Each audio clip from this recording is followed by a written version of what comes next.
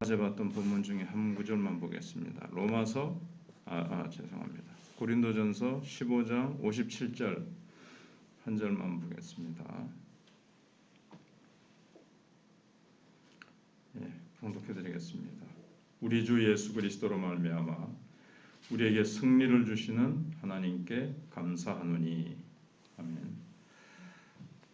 어제 설교하면서 빠뜨린 부분 잠깐 간단하게 한 가지만 말씀을 드리겠습니다.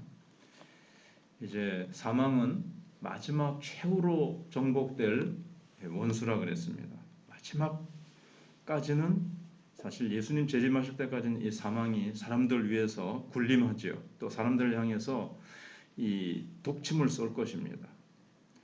그래서 죽음은 맨 마지막에 멸망되고 정복될 원수입니다. 그래서 예수님께서 죽음을 깨뜨리셨지만 아직 마지막까지는 현재 이제 세상 속에서 아직까지는 이제 활동을 하고 있는 거죠. 그렇지만은 우리 예수 믿는 사람들에게 죽음의 의미는 뭐냐 하는 겁니다.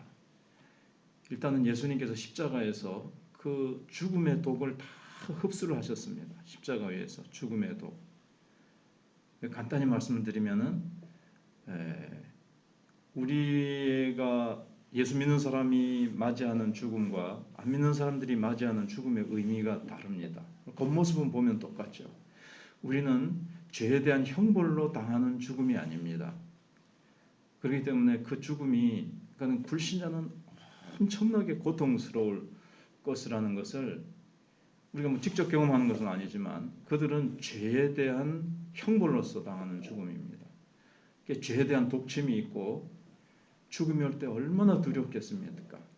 그리고 어떻게 보면 사망으로 이제 빨려 들어갑니다. 지옥의 권세로 빨려 들어가기 때문에 그들이 당하는 그 영적인 두려움과 고통과 온갖 저주의 그 세력이라 그럴까요?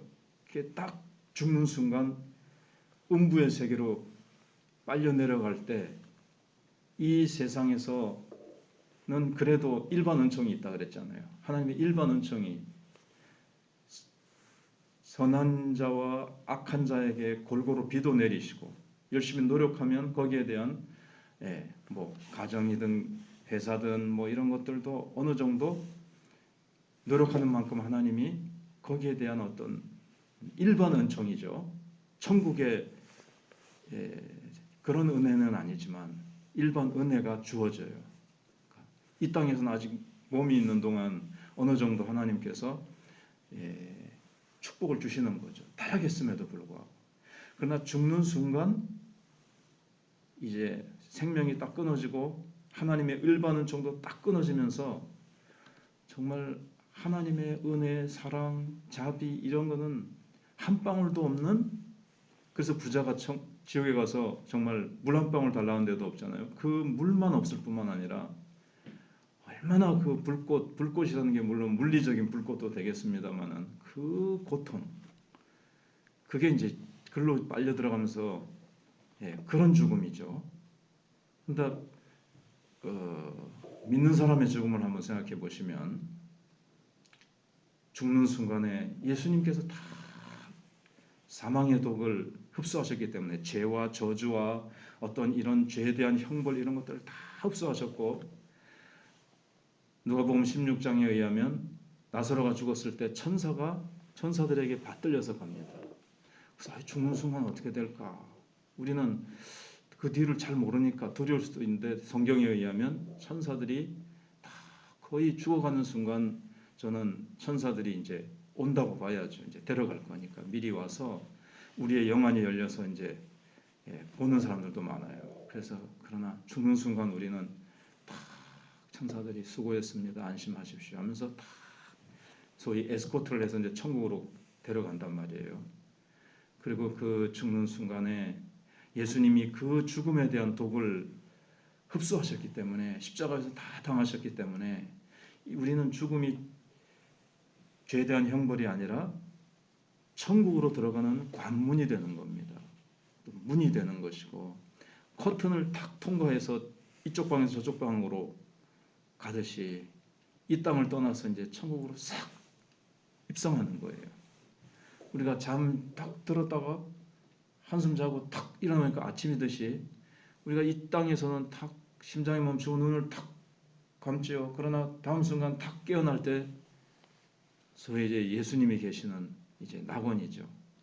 예수님이 재림하실 때 천국은 완성되고 우리가 사실 하나님 나라에 들어가는 건 그때입니다. 그래서 바울도 그때 그날에 내가 믿음의 싸움을 다 싸우고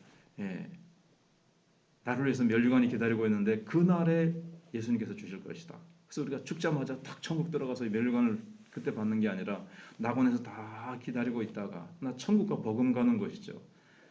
아무튼 이제 오늘 새벽에 말씀드리려고 하는 것은 믿는 자들에게서의 죽음은 죄의 독침에 의해서 죄의 형벌로 저주와 고통과 주님의 그 심판이 섞인 그 죽음이 아니라 우리에게는 그런 고통스러운 죽음의 순간이 아니고 또 그런 의미로 주어지는 죽음이 아니라는 것을 죽기는 죽지만 그러나 죽음을 통과해서 우리는 부활로 가기 위한 그런 죽음이라는 것을 우리가 좀 생각해보고 그러나 안 믿는 자의 죽음은 정말 이제는 하나님의 모든 은혜와 완전히 단절돼서 다시는 이제 예수 믿을 기회도 없고 구원받을 기회도 없고 완전히 그 은혜라는 것은 사랑과 어떤 노력한 만큼 받는 이 세상에서의 일반 은총과도 완전히 100% 단절되는 것이니까 얼마나 그 무시무시한 그곳으로 정말 뭐 표현할 수 없는 그런 곳으로 이제 가게 되는 거죠. 그런 죽음입니다. 완전히 운명이 거기서 죽음의 순간 갈라지게 된다는 것. 그래서 우리는 마지막 날에 일어날 이 부활이 축복이지만 우리는 반드시 죽음을 이기고 일으킴을 받을 것이기 때문에 지금 여기서부터 사도 바울과 같이 기뻐하며 감사하며 살아갈 수 있는 겁니다.